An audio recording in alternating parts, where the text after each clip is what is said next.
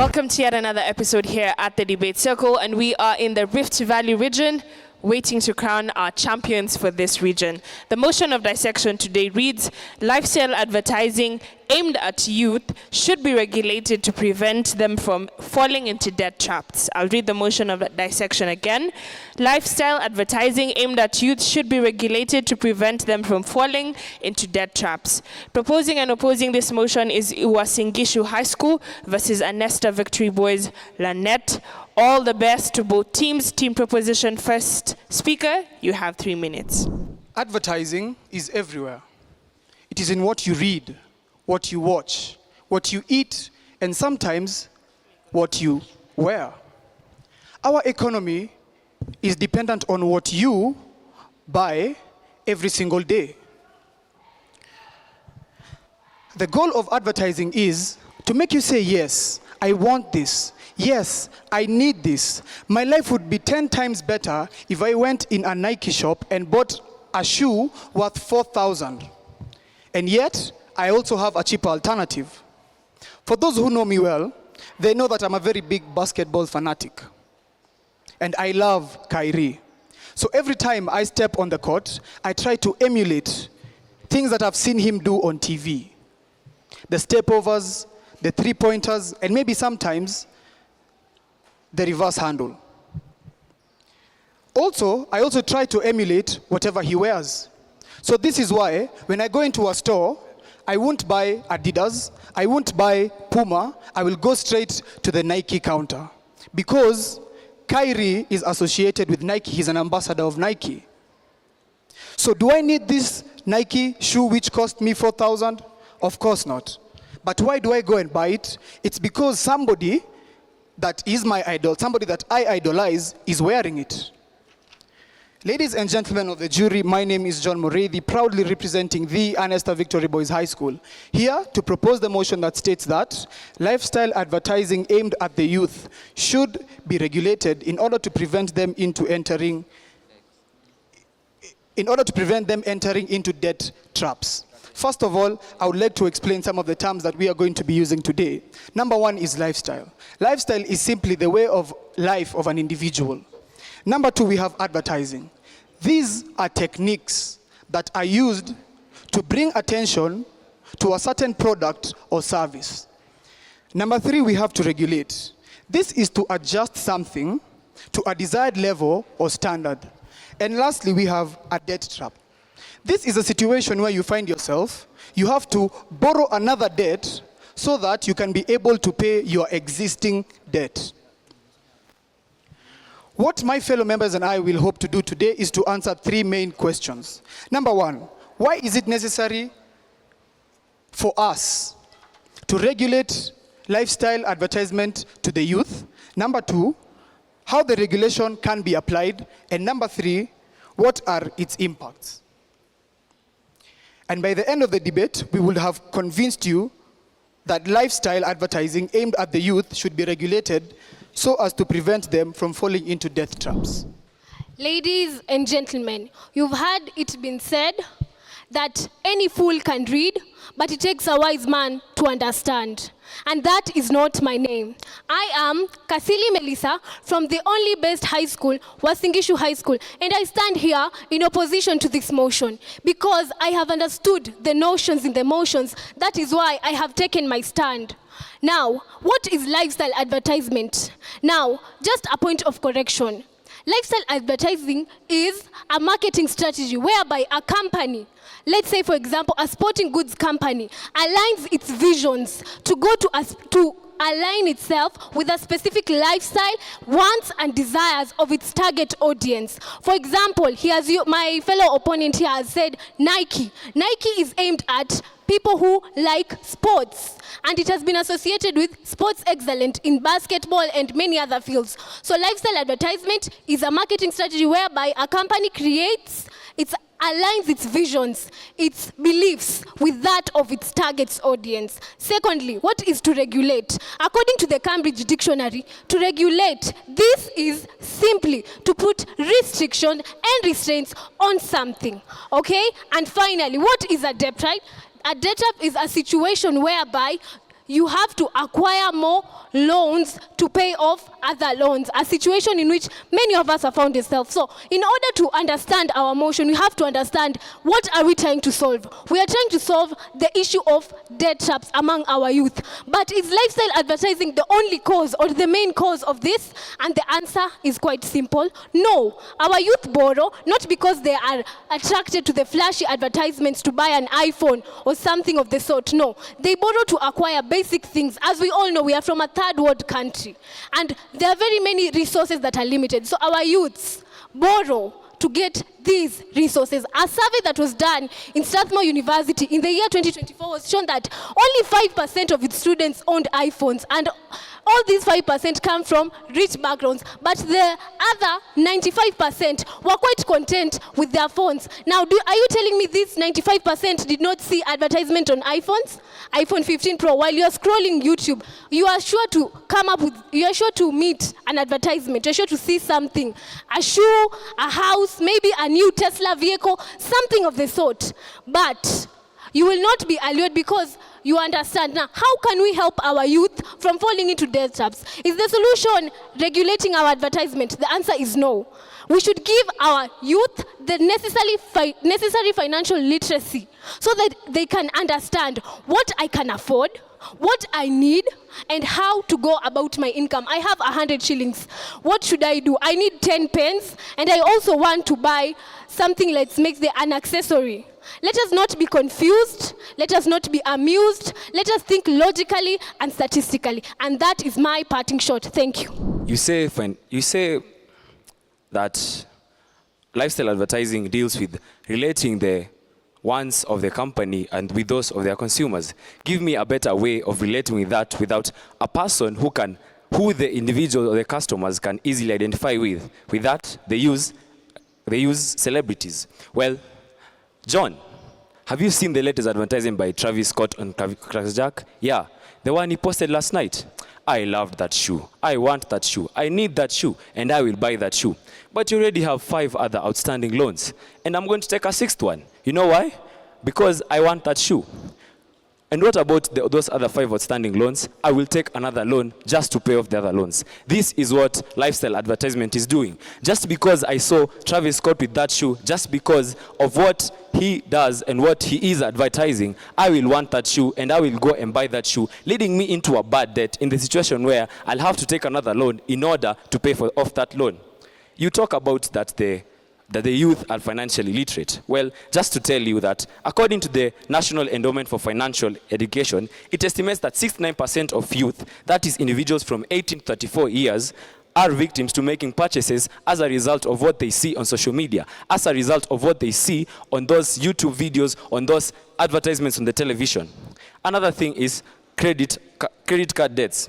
Research by the Federal Reserves, which indicates that average credit for young adults is $5,808.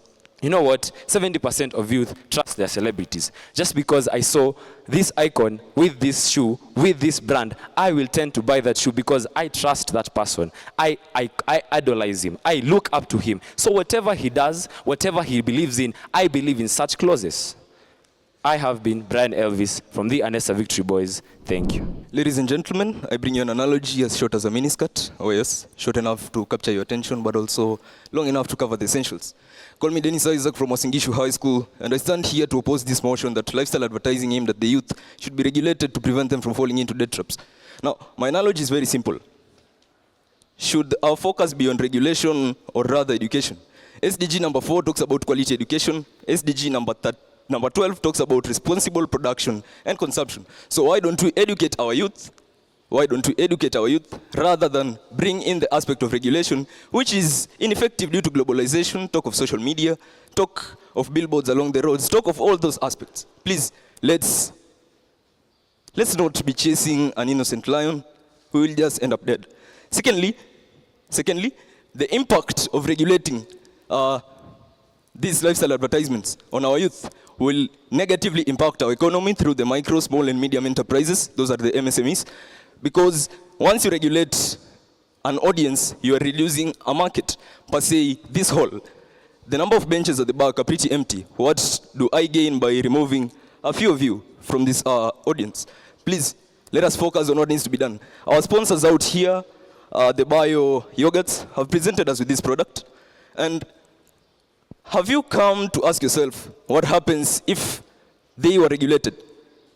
Probably, they would not be able to present us with this item, and that would mean they have lost the market. Once they have lost the market, what happens? They go into debt traps because they still need to produce and need to sell for them to gain profits. So our main argument is against debt traps, not the objections you're presenting. Now, the second proposal talked about celebrities being used to present or rather advertise.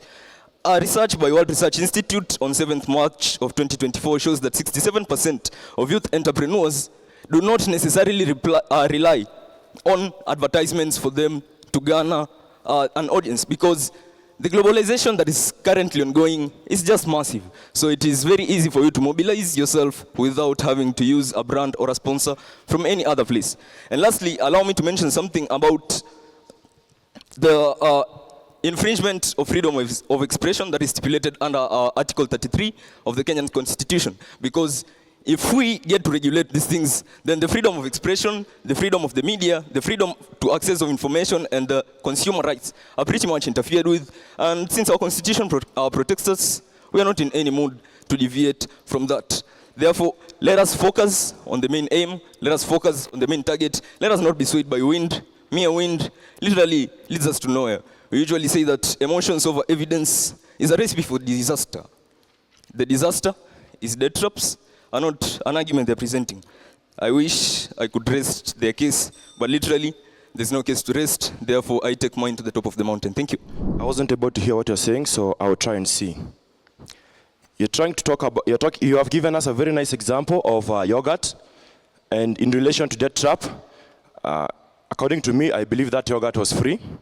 I am Abarakwe Gishu, representing the Anestar Victory Boys High School, here to propose the motion that says that lifestyle advertising aimed to the youth should be regulated to prevent them from falling into debt traps. Now, you have talked about education. Kenya's situation is 42% of us are financially illiterate.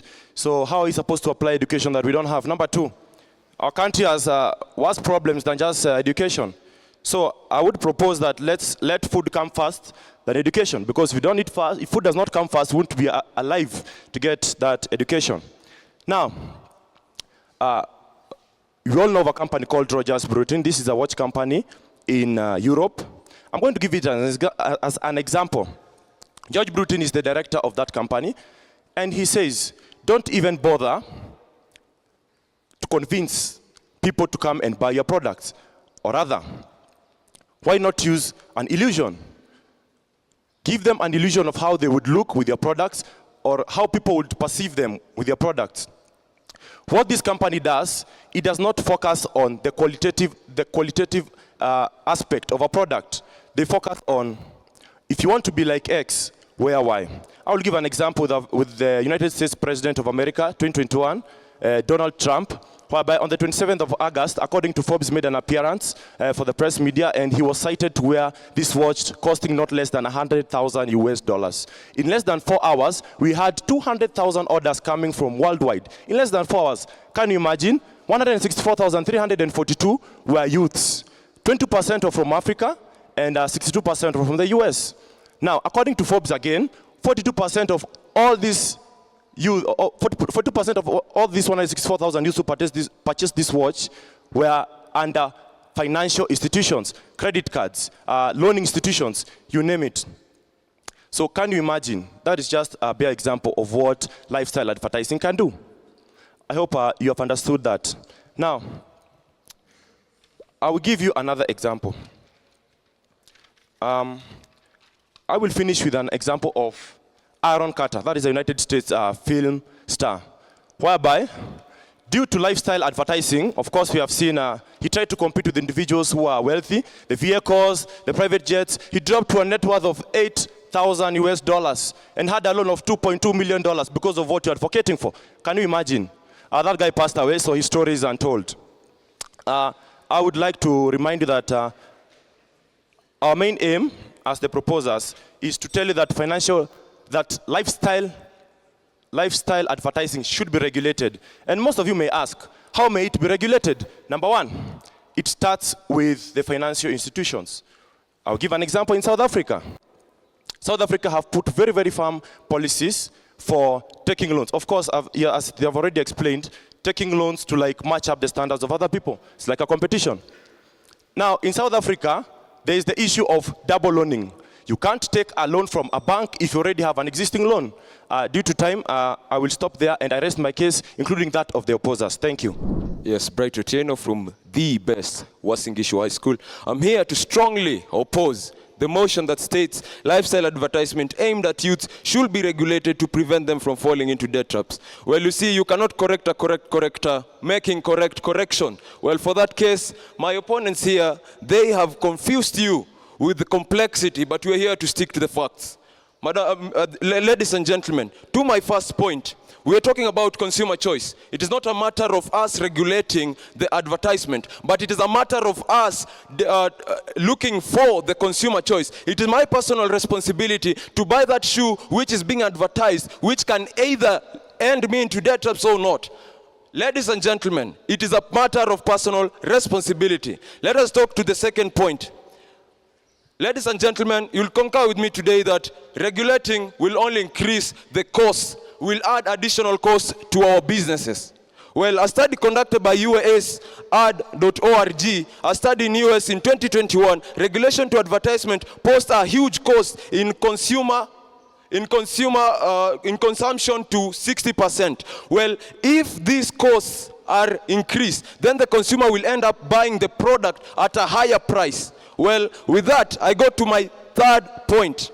Let us talk about market dynamics. Well, I'm aware this side, the right side, which we are trying to advocate that you don't pick the right side, just simply pick the right side. They will tell you that regulating will reduce them, will promote youth from falling into debt traps. Well, for that, market dynamics is a strategy that the market itself corrects every advertisement that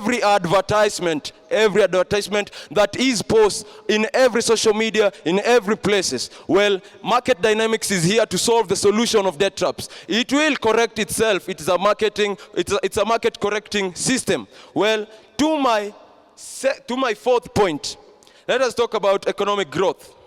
Economic growth will be impacted adversely. It will be impacted. Oh my. So, economic growth.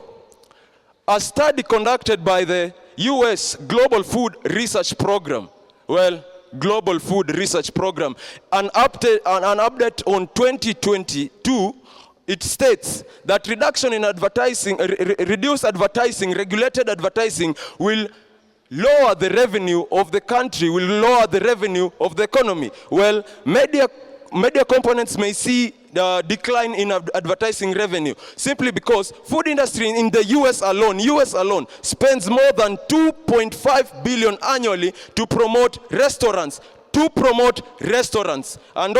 and an additional 2 billion on food products, with a significant portion targeting youth and children. Then that will promote the market. That, if we regulate, it will actually impact our economy. We will impact our global competitiveness. Thank you. Gishu, representing the Anestar Victory Boys High School. You talked about complexity. I think sometimes it's about our ability to understand. Now, you have talked that it will lower national revenue. More importantly, it will not lower the national revenue, it will lower the revenue in your pocket. Now, it is your responsibility to buy a shoe. But if you have the option to buy a cheaper shoe, well, go for it. You don't need a shoe that costs 4,500 to match up with some of the nice public figures you have, not only in the country, but globally. What we have advocated as the proposals of this motion is that lifestyle advertisements should be regulated. We have answered 3 questions. Why it should be regulated, how it will be regulated, and the impacts of the regulation. Then finally, as I close, you talked about the correction of every advert. Well, what happened? Because they did not correct the example I had given. Have a nice day as I end my full stop. A lizard in Kenya can never be a crocodile in America just because it's a reptile. You have given us a lot of examples from the US. Whatever happens in the US is not necessarily practical in Kenya. You have talked about X. You are not seeing any form of X in Kenya. Now, you also talked about students. Remember that students are also youths, and in campus, you are given a loan that is the HELB, Higher Education Loans Board, by the Higher Education Loans Board. Now, is that not a debt trap you're getting into? It is. The ongoing protests we are seeing in our nations by the GNZs, these GNZs are on the streets because they are already in debt traps because of joblessness. Now, you're talking about regulating lifestyle advertising when people are already jobless. People don't even have the finances to get there in the first place. Therefore, your case is null, your case is void. Please fill yourself with some content, present valid researches. One more thing to add is that you cannot regulate something that is already trending. Globalization exists, and it is existing on a very high scale. With that, I raise our case. Thank you. Round of applause, please, for both teams on stage.